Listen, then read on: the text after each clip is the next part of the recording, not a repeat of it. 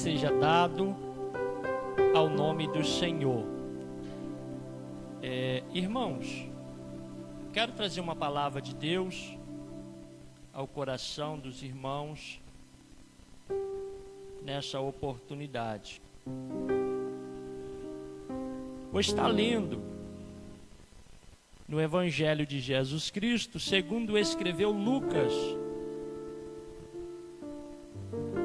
capítulo de número 7 da palavra de Deus, o verso 1 da palavra do Senhor, que diz assim: E tendo Jesus concluído todas as suas palavras dirigidas ao povo, entrou em Cafarnaum, e o servo de um centurião, a quem este muito estimava, ou seja, amava, estava doente, quase à morte, e tendo ouvido falar a respeito de Jesus, enviou-lhe alguns anciãos das Judéias, pedindo-lhe que viesse curar o seu servo. Estes, chegando-se a Jesus, com instância lhe suplicaram, dizendo: Ele é digno de que lhes faças isto, porque é amigo do nosso povo, e ele mesmo nos edificou a sinagoga. Então Jesus foi com eles, e já perto da casa, o centurião enviou-lhe amigos para lhe dizer: Senhor, não te incomodes, porque não sou digno de que entres em minha casa. Por isso eu mesmo não me julguei digno de ir ter contigo. Porém manda com uma palavra, e o meu rapaz será curado. Porque também sou eu homem sujeito à autoridade, e tenho soldados à minha ordens, e digo a este vai, e ele vai, e a outro vem, e ele vem, e ao meu servo fazei isto, e ele o faz. Ouvindo estas palavras, admirou-se Jesus dele, e voltando-se para o povo que o acompanhava, disse: Afirmo-vos que nem mesmo em Israel achei fé como esta. E voltando para casa, os que foram enviados encontraram curado o servo do centurião. O versículo 11 diz assim: Em dia seguinte, dirigia-se Jesus a uma cidade chamada Naim, e ia com ele os seus discípulos e numerosa multidão. Aleluia, louvado seja o nome do Senhor. Pai, no nome de Jesus, fica conosco, Senhor, nesta noite. Fala aos nossos corações, Pai. Meu Deus, já entoamos louvores nesta noite, em honra, em glória dada ao Senhor. Mas é momento, Pai, de ouvirmos a Tua palavra. E o Senhor sabe o quanto nós somos dependentes e carentes da Sua voz. Meu Deus, eu te peço, fale conosco nesta noite. Pai, fale com cada vida que está, meu Pai, neste momento, ouvindo e participando deste culto. Esta pessoa que está em casa, Senhor, que esta palavra venha alcançá-la nesta noite. Fica conosco, é o que nós te pedimos, ó Pai, no nome de Jesus. Irmãos, nós estamos diante de um texto da palavra de Deus muito conhecido. Texto esse que vem falando acerca de a cura do servo de um centurião. E o texto diz que Jesus, ele estava chegando, ou seja, em Cafarnaum. E quando Jesus chega em Cafarnaum, a Bíblia diz que um centurião, ele tinha um servo este servo deste centurião era alguém muito amado naquela casa, era alguém muito estimado por aquela família. E o texto fica claro em dizer que aquele centurião, ouvindo a fama, ouvindo falar de Jesus, a Bíblia diz que ele então envia até Jesus os chefes, os anciões da sinagoga, para que pedisse a Jesus, para que viesse até a sua casa, para curar o seu servo. O texto diz que aqueles homens, aqueles anciãos, eles vão ao encontro de Jesus, e chega até Jesus e diz: Senhor, há um homem, um centurião, ele é digno, ele carece que o Senhor vá-lhe até a sua casa, porque o seu servo está enfermo. O que me chama a atenção é a seguinte questão: este homem que estava enfermo era alguém que servia na casa. Este homem que estava enfermo era alguém que prestava serviço para um centurião. Este homem que estava enfermo não era parente, não fazia parte do núcleo da família, mas era alguém muito amado por causa do serviço que ele prestou para aquela família. Mas quando você olha para o centurião, nós percebemos e vemos um amor para com este servo, ou seja, uma gratidão por tudo aquilo que aquele servo lhe havia feito, por todos aqueles anos servindo a ele. Aquele centurião poderia muito bem, após a doença chegar no seu servo, pegar, dispensá-lo, arrumar alguém mais novo, alguém com saúde, e colocar dentro de casa. Mas agora nós vemos que nada disso ele faz. Quando ele ouve alguém dizer que Jesus estava em Cafarnaum, ele fala: eu vou enviar alguém, porque o meu servo, a quem eu amo, está enfermo. Aí eu aprendo algo aqui. Aquilo que nós fazemos para o próximo, aquilo talvez que nós estamos fazendo, talvez nós estamos fazendo e achamos que ninguém está notando, porque talvez isso estava acontecendo com este servo. Ele prestava o serviço, ele fazia o seu serviço naquela casa, naquele lar, era uma obrigação, mas tinha alguém observando ele, tinha alguém olhando ele, e no momento em que ele mais precisou, o centurião se lembrou dele. Eu vou enviar alguém até Jesus. Se esse Jesus é tudo isso que o povo está falando, eu vou enviar alguém até Jesus. E os homens chegam até Jesus, mas quando Jesus está vindo para a casa do centurião, o texto nos diz que aquele centurião, ele vai chamar alguns amigos dele e vai dizer: vai ao encontro de Jesus, porque eu sei que ele está vindo para cá, e quando toparem com ele, diga para ele: eu não sou digno de recebê-lo na minha casa. Se esse Jesus é tudo isso, a minha casa não é digna de recebê-lo.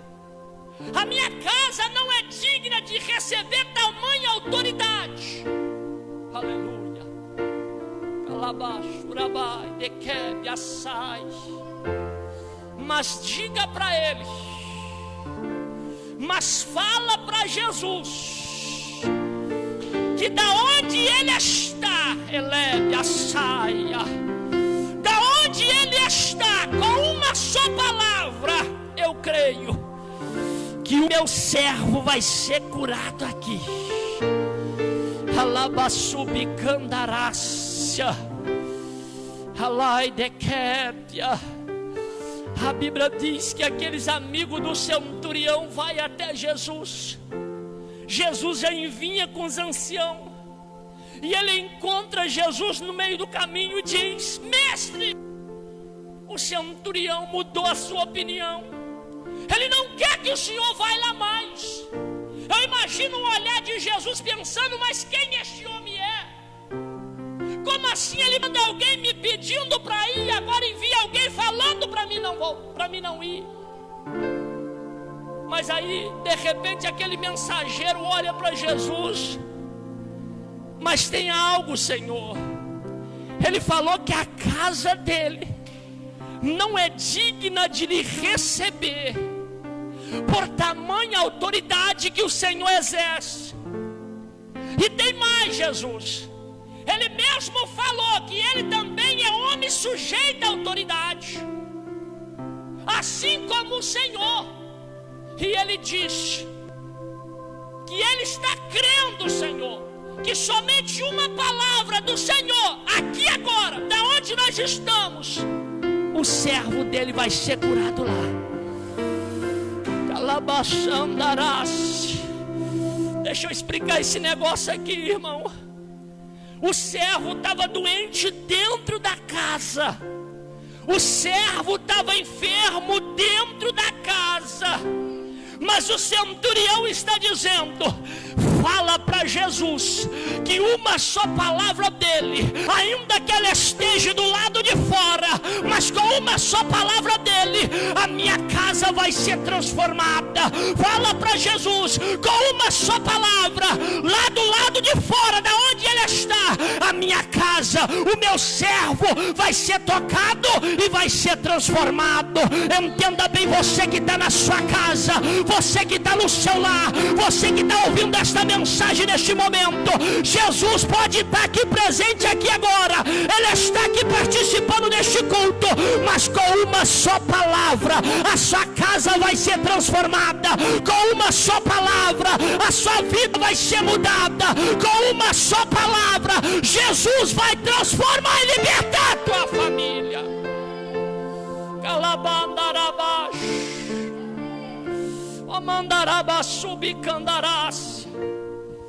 Eu estou pregando neste momento e tem gente ouvindo e está pensando assim: mas Jesus não fala. Mas até agora Jesus não falou nada. Mas entenda bem, uma só palavra, não precisa de muita, mas uma só palavra. E nessa noite eu quero profetizar que a tua casa vai ser transformada. Eu quero profetizar que aquilo que eu vou falar. Eu quero profetizar que aquilo que tem atrapalhado a tua vida, aquilo que o diabo tem levantado para te prejudicar, nesta noite vai cair por terra, por causa da palavra de Jesus. Por causa da palavra de Jesus. Jesus hoje entra na Narabashuramão, Juderes. Amanabaia séria, alabachubicandarácia. A Bíblia diz que Jesus vai se admirar. A Bíblia diz que Jesus foi admirado ao ouvir aquelas palavras. E Jesus então vai dizer: nem em Israel eu encontrei alguém com fé assim. Aí Jesus olha para os amigos do centurião e diz assim: vai, fala para ele que assim como ele creu, vai acontecer. Fala para ele que assim como ele creu, vai acontecer. Não, tem gente que está em casa e não está entendendo o milagre. O milagre é de acordo com a proporção que você está crendo. Jesus está dizendo para os amigos do centurião: vai embora, chega lá e fala para ele, assim como ele creu, vai acontecer. Eu estou pegando para alguém e tem alguém precisando precisando de milagre. Só que eu vim aqui nessa noite como profeta dizer para você: assim como você está crendo, vai acontecer. Assim como você está crendo, Jesus vai operar o milagre. Assim como você está crendo, essa história vai ser mudada. Assim como você está crendo, a sua vida vai ser transformada. Assim como você está crendo, o milagre vai entrar na tua casa. Alabandaia, surabacandarás. Alá, e que rébia, sábia, andarébia. E o milagre acontece. O texto diz que quando os amigos do centurião chegou em casa, o milagre já havia acontecido. Não, tem gente que não está entendendo. O milagre já aconteceu. Não, eu não estou falando que vai acontecer. Eu estou falando que o milagre já aconteceu. Eu estou falando que Jesus já te curou. Elebe a saia. Eu estou dizendo que não vai acontecer, não. Eu estou dizendo que já aconteceu. O que você está crendo já aconteceu. Aquilo que você precisa já aconteceu. A transformação já aconteceu. A porta do emprego aberta já aconteceu na tua vida.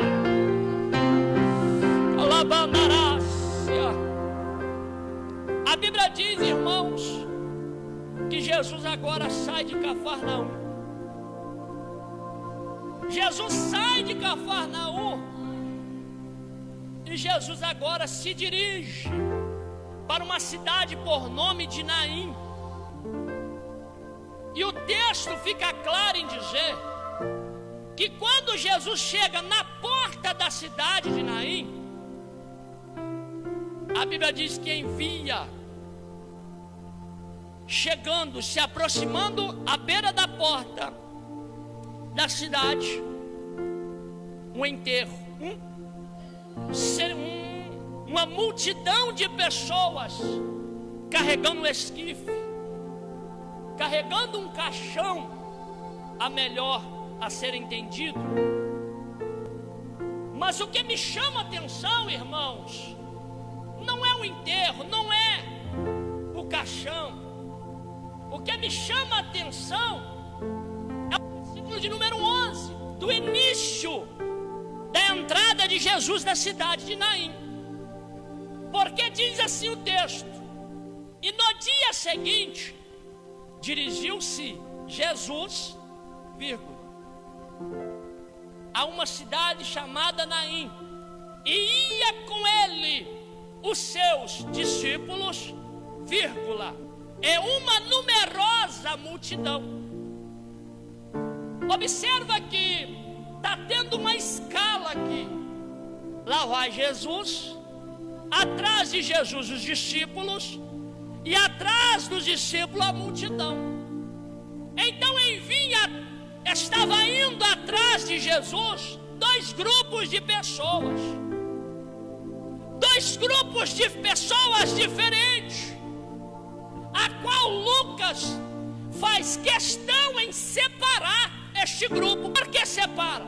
Porque primeiro ele diz: está indo Jesus, está indo os discípulos e está indo a multidão. Ou seja, ele está separando a multidão dos discípulos. E é isso que me chama a atenção. Pastor, por quê? Porque há uma afinidade, há um motivo a qual os discípulos seguiam Jesus, e há também um motivo a qual a multidão também seguia Jesus. E eu quero falar um pouco com os irmãos. Os discípulos seguiam Cristo. Por quê? Qual o motivo? Primeiro, chamado. O motivo dos discípulos seguirem a Cristo, o primeiro motivo era o chamado.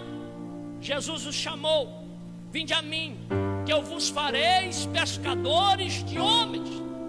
É o primeiro motivo a qual os discípulos seguiam a Cristo, por causa do chamado. Segundo, é algo que todo aquele que é cristão, que é crente na essência, ele faz por natureza.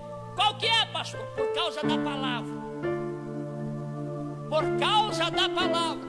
O segundo motivo dos discípulos seguirem a Cristo é a palavra que Jesus tinha.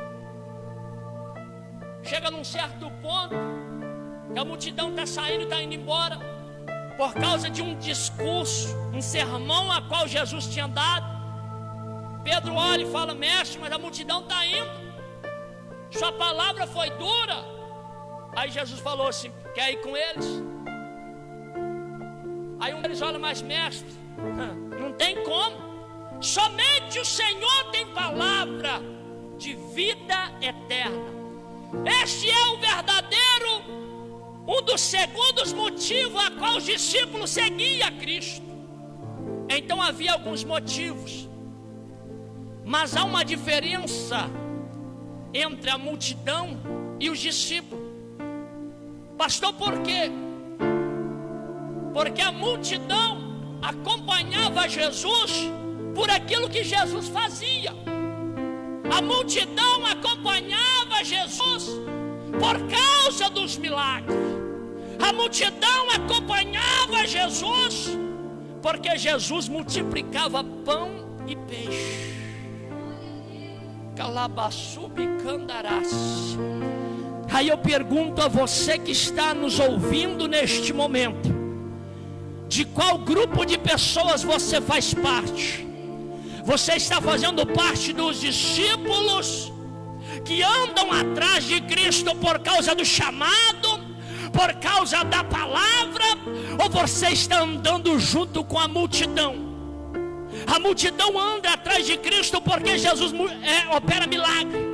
A multidão anda atrás de Cristo porque Jesus multiplica pão e peixe. Chegou um certo momento que Jesus olhou para a multidão e falou assim: vocês vêm até mim por causa da comida que perece, mas aí a multidão começa a se afastar de Jesus. Aí Jesus olha, a multidão está indo embora. Os discípulos olham para Cristo e falam: Senhor, a multidão está indo, a multidão está indo embora. É nesse momento que Jesus olha para os discípulos e fala: vai. Só que os discípulos não vai, porque eles entendiam que somente Cristo é o único que tem palavra de vida eterna. Pastor, não estou entendendo, eu vou explicar esse negócio aqui. Nós não podemos fazer parte das pessoas que andam no meio da multidão. Nós temos que fazer parte dos discípulos de Cristo. Pastor, por quê? Porque os discípulos, eles andam com Cristo porque Jesus fez um chamado na vida deles. Os discípulos andam com Cristo porque Jesus tem palavra de vida eterna. Mas a multidão não. A multidão anda atrás de Cristo por causa da comida que perece. A multidão anda atrás de Cristo por causa dos milagres que Jesus opera.